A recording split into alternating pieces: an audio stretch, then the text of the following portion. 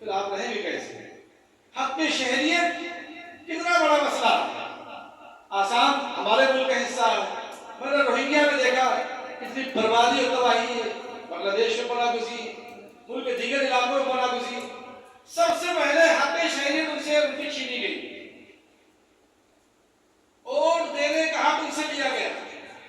ہمارے بچے 18 سال کے ہو گئے، بچے 18 سال کے ہو گئے، ووٹ ڈالنے کے تعلق سے ہم بے فکر ہیں کہ ہمارا اس میں کیا فائدہ؟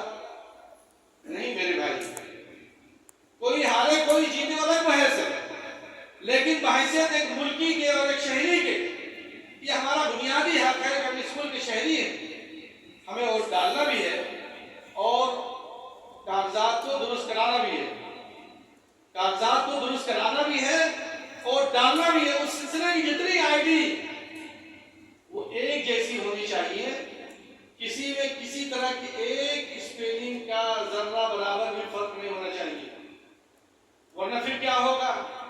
آدھار کارڈ اگر یہاں اس کا وقت پورا ہو گیا تو آپ کو دلی جانا پڑے گا۔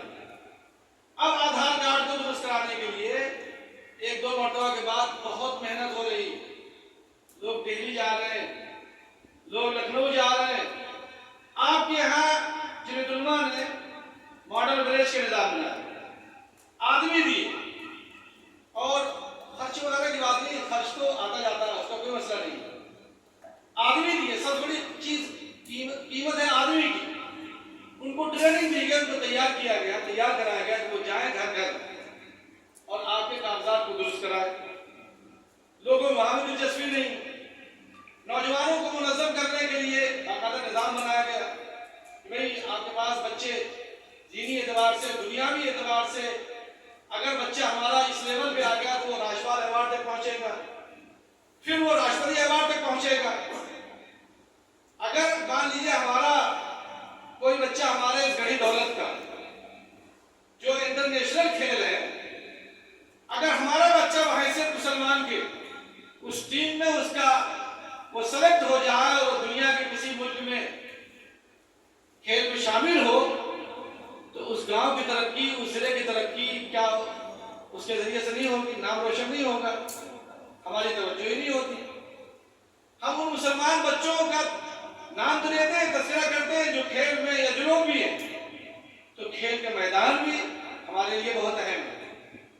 رسول اللہ صلی اللہ علیہ وسلم نے کسی معاملے میں یتیم نہیں چھوڑا امت کو، کھیلنے کا طریقہ بھی سکھلایا، کودنے کا طریقہ بھی بتلایا۔ آپ نے اور سواری، تیر اندازی، تیراکی، وہ ساری چیزیں ہمارے سامنے ہیں، تو کیا وہ رسول اللہ صلی اللہ علیہ وسلم کی حیات طیبہ تک کے لیے تھی؟ یہ تو قیامت تک یہ چیزیں رہیں گی۔ حضرت فضائے ملت مولانا اسد مدنی صاحب کی تقریر کو آخری 5 منٹ میں ضرور سنتا تھا، ہمیشہ حضرت جلسوں میں فرمایا کرتے تھے، وہ آپ جانتے ہیں، اچھی طرح سے واقف ہیں، اچھی طرح سے واقف ہے کہ حضرت کتنی اس پہ توجہ دلایا کرتے تھے۔ تو آپ حضرات سے میری گزارش ہے، چاہے ملت فنڈ کا نظام ہو، وہ اس لیے کیا گیا تاکہ زیادہ سے زیادہ ضرورت مندوں کی ضرورتوں تک پہنچ سکے۔ یہاں جتنے لوگ بیٹھے ہیں اگر اس نیت سے یہ طے کر لیں کہ 100 روپیہ ماہانہ لگے گا، مولانا معاذ اتنے بڑے ضلع میں اکیلے کہاں پہنچ سکتے ہیں، آن لائن اس کا نظام بنایا جائے، مساجد میں جو ائمہ ہمارے ذمہ دار حضرات وہاں رکھوا دیا جائے، مساجد کے لوگوں کے پاس کوپن ہو، لوگ دیں اور وہاں سے ایک نظام ہو، تحصیلوں میں جو ذمہ دار لوگ ہیں وہاں ہو، تو یہ انشاءاللہ کارآمد ہو جائے گا اور پوری طرح سے پورے ضلع میں پھیل جائے گا۔ پھر اسی طرح سے اس کو بتایا جائے ائمہ کرام، تو یہ قائد ہے ہمارے قوم کی قیادت کی ذمہ داری ائمہ کی ذمہ ہے، اور ابھی بھی کوئی مسئلہ کھڑا ہوتا ہے تو لوگ ائمہ سے رجوع کرتے ہیں۔ آپ اپنے آپ کو مزدور ملازم کو سمجھ رہے ہیں، مزدور و ملازم کو دل سے نکال دیجیے،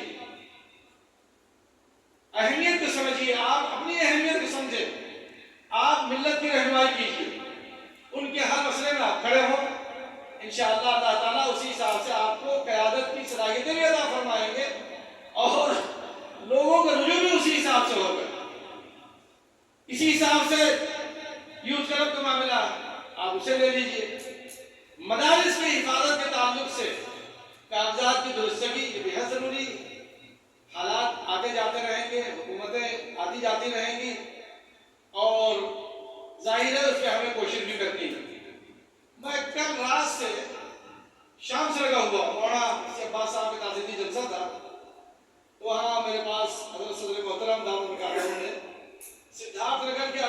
मदारिस की लिस्ट भेजी, इनको नोटिस आ गई। मेरे पास जितने गैर मान्यता प्राप्त मदारिस है उनकी भी लिस्ट है, 8,000 कुछ की तादाद है, जो सरकारी मदरसे वो सब है मेरे पास, मेरे मोबाइल में भी है, PDF फाइल है, लेकिन मैंने उसको अपने यहाँ बाकायदा फाइल बना कर रखवा दिया। मैं वहां से बीच से निकल गया और चला गया दिल्ली। कल से अभी तक मैं वही, जितना भी टेलीफोन आपने देखा होगा, मैं उमूमन मजलिस में फोन इस्तेमाल नहीं करता हूँ। यहाँ से उठ के गया तो भी वही, यहाँ बात करते हुए वो भी वही। अभी तक मुझे कोई एक आदमी ऐसा नहीं मिला, सिद्धार्थ नगर, बस्ती, संत कबीर नगर, तीनों जिलों में बात कर चुका हूँ, कि जो आदमी ये कह दे कि मेरे मदरसे के कागजात मदरसे के नाम पे हैं, मेरा हिसाब ऑडिट होता है और मेरी जो तामीर यहाँ मदरसे को हुई है वो नक्शे के तहत या जो भी सूरत हाल हो, अभी तक 38 मदरसों की जो लिस्ट है लगी है, उसमें से 3 के अलावा सब मकातिब हैं, सारे के सारे मकतब हैं। मैं यहाँ उसे कहने की जरूरत नहीं, लेकिन कहीं इसलिए रहा हूँ कि हो सकता है आपके पास आए तो आप परेशान ना हो, इसलिए कह रहा हूँ कि उनमें अक्सरियत मकतब की है। मकतब बंद कर दिया, शोहरत हो गई, मदरसा बंद कर दिया गया है। पुलिस वाले गए, कुछ उन्होंने कहा और कैसे क्या हुआ, बंद कर दिया। तो मकातिब के हवाले से भी आपको उसी हिसाब से तैयार रहना है, उसके बारे में आपको बात करनी, मदारिस के ताल्लुक से आपको बात करनी। बहुत मुश्किल से एक साहब तैयार हुए भी, आज वो मीटिंग करने वाले थे 10 बजे, डर और खौफ का यह हाल है कि वो मीटिंग नहीं कर रहे हैं। बताइए, आप और डर एक ही सीने में, अल्लाह भी हो और एक ही सीने में डर भी हो। ऐसी कौन सी डर है कि आप अपने मदरसे की हिफाजत के लिए मीटिंग नहीं कर पा रहे हैं? कहने बंद कर दो, मैंने कहा हरगिज़ बंद नहीं करना है, आप लोग मीटिंग कीजिए, जरूरत अगर आप कहेंगे तो मैं आपके यहाँ सनीचर को आ जाता हूँ। सनीचर को उन्होंने मीटिंग करने का फैसला किया। मैंने अभी यही बैठे बैठे अकलियती उमूर के जो वजीर है मैंने उनको फोन किया कि भाई सिद्धार्थ नगर, बस्ती और संत कबीर नगर में इस तरह से जो सर्कुलर जारी हुआ है और जो नोटिस जारी हो रही है, आपके इनमें है, आपका नाम उसमें है। तो उन्होंने कहा नहीं मुझे तो नहीं। मैंने उनको भेजा और फिर मैंने उनसे कहा कि आपको जिन जिन मदरसों को बंद किया गया है मैं उनकी लिस्ट आपको भेजता हूँ, और मैं ये चाहूंगा कि आप भी और आपसे जो बड़े दोनों से मुलाकात हो ताकि इस मसले पे बातचीत कर ली जाए, उलझन क्या है। तो पर आज सूरत हाल ये है, हमारी बहुत सारी अपनी कमजोरियां हैं, बहुत माफी के साथ अर्ज कर रहा हूँ, बहुत माफी के साथ। हम अपना आधार कार्ड तो दुरुस्त नहीं करवाने के लिए तैयार है, अपने बच्चों को वोटर लिस्ट में नाम डलवाने के लिए तैयार नहीं है, तो मदरसे की कागजात को कौन की अमानत। कसम खा के कह रहा हूँ कि आप ये मेरे पास लिस्ट भी है और कम से कम 10 मदरसे के लोगों से रात से अब तक मेरे पास टेलीफोन नंबर भी है, आप उनको टेलीफोन कर लीजिए। वो हमारा क्या देते हैं, एक अखबार में खबर छपी कि एक साहब के यहाँ 1 लाख का जुर्माना आ गया। अब मैं बात कर रहा हूँ, सब लोग उस जुर्माने का हवाला दे रहे हैं।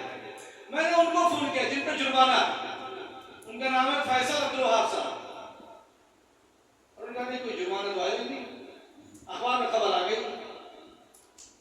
और सारे संत कबीर नगर और बस्ती और सिद्धार्थ नगर के जिनसे बात हो रही जुर्माना, तो मैंने उनसे बात की, उनका नंबर दिए जिन पे जुर्माना लगा।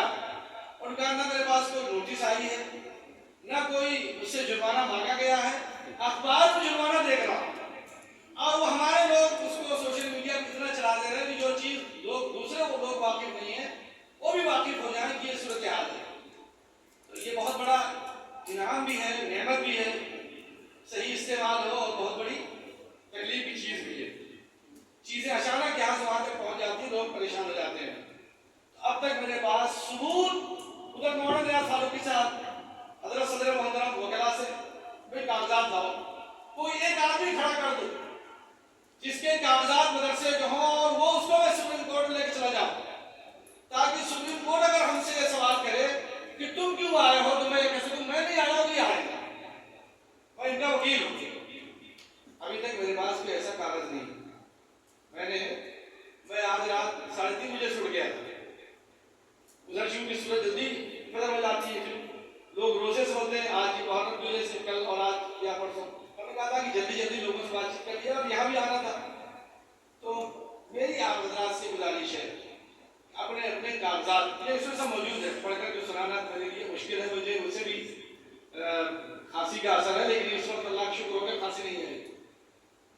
آپ حضرات یہ لے لیجیے, اپنے یہاں لے جائیے, حفاظت سے رکھیے, ڈر اور خوف نکال دیجیے. کہیں بھی کسی طرح کی ضرورت ہو آپ آرام سے افسران سے بات کریں, آرام سے. اور اگر کوئی ادھیکاری آپ سے بات کرنے میں کچھ الجھن محسوس کر رہا ہے, ضلع جمعیت کو اطلاع دیجیے, حضرت صدر محترم مولانا محمد عابد صاحب کو بتائیے. 24 گھنٹے حاضر ہیں. میرا کوئی بھی ایسا ٹیلی فون نہیں ہوتا کہ وہ مس ہو جائے اور میں کال بیک نہ کروں. آخر تو آدمی کہتا جی تو میں نے بھول سے لگا دیا تھا, جی میرا ایسے لگ گیا تھا. لیکن میں سوچتا ہوں کہ ایسا نہیں بیچارہ کسی تکلیف میں اس کا فون آ گیا اور میں نماز میں تھا اور کسی وجہ سے سو رات اٹھا نہیں سکا. حالانکہ میرا موبائل گھنٹی ہمیشہ بند رہتی ہے, میں کبھی گھنٹی کھول کے رکھتا ہوں, لیکن میں سنتا ہوں کہ فون آ گیا اور اسے مس کارٹون سے جواب دیتا ہوں. تو کہیں بھی کسی طرح کا ایسا کوئی واقعہ پیش آئے آپ کو پریشان ہونے کی ضرورت نہیں. بغیر ہی میں حضرت مولانا رحمۃ اللہ صاحب کیرانوی جنہوں نے دنیا میں حق اور باطل کو پانی اور دودھ کی طرح سے پیش کیا, دنیا اس سے آج بھی استفادہ کر رہی. یہی وہ سرزمین ہے جس نے آزادی کا جھنڈا لہرایا اور دنیا نے آزادی کو دیکھا. تو قربانیوں سے ہمیں قربانیاں دینی ہیں اور ہمت کے ساتھ کھڑا ہونا ہے. بس ایک کام کر لیجیے, آخری گزارش, فجر کے بعد کا سونا بند کر دیجیے. فجر کے بعد کا سونا بند کر دیجیے. رات کو جلدی سوئیے, صبح کو جلدی اٹھیے, باوضو رہیے, تہجد پڑھیے. اگر صبح اٹھنے کا موقع نہ ہو تو سونے سے پہلے پڑھ کر کے سو جائیے. 4 رکعت اس نیت سے پڑھ لیجیے اور باوضو سوئیے, باوضو رہیے. قرآن کریم کی تلاوت کے پابند بن جائیے. چاہے ایک ہی رکوع پڑھیے, روزانہ پڑھیے, ایک رکوع پڑھیے, کبھی ناکام نہیں ہونا چاہیے.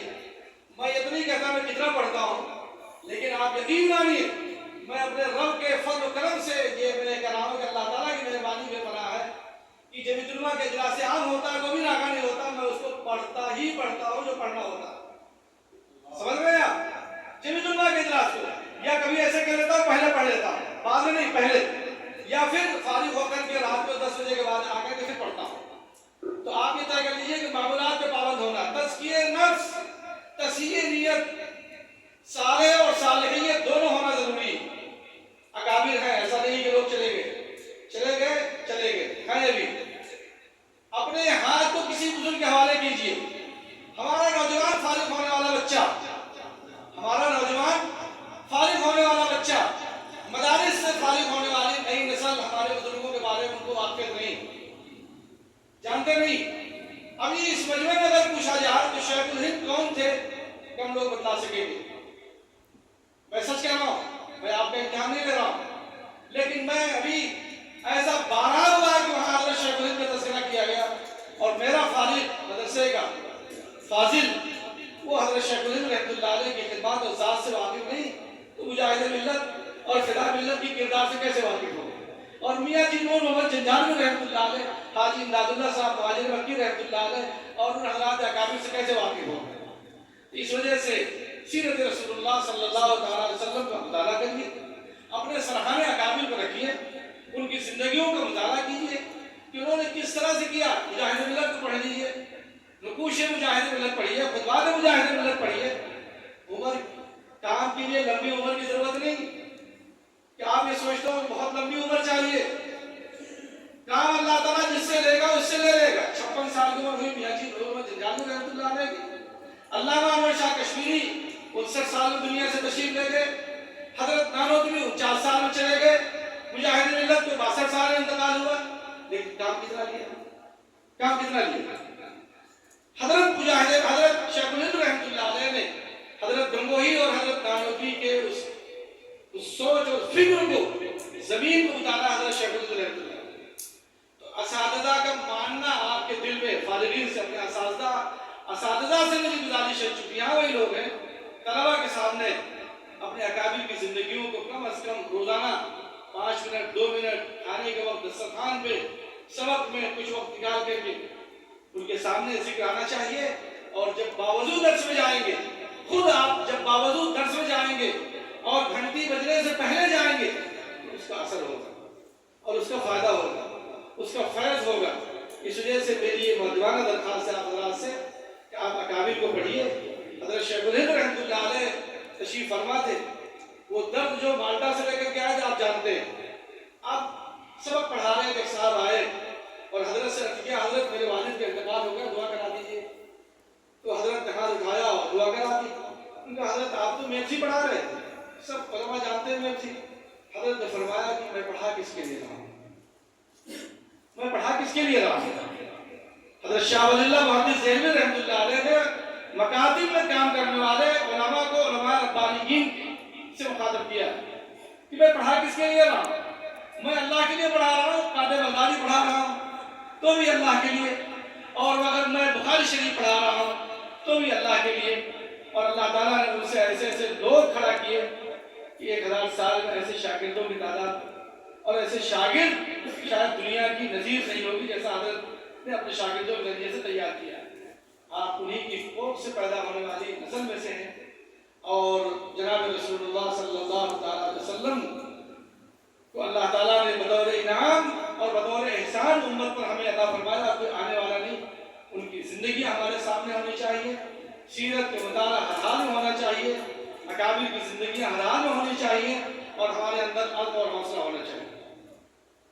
آپ کے اندر عزم اور حوصلہ ہونا چاہیے، مایوسی نہیں، حوصلے کے ساتھ کھڑے ہوئے مسکرا کے گزریے اور دنیا کے لیے نفع بخش ہوئیے، لوگوں کے لیے نفع بخش ہوئیے. میں ایک واقعہ سنا کے بات کو پوری کرتا ہوں. ابھی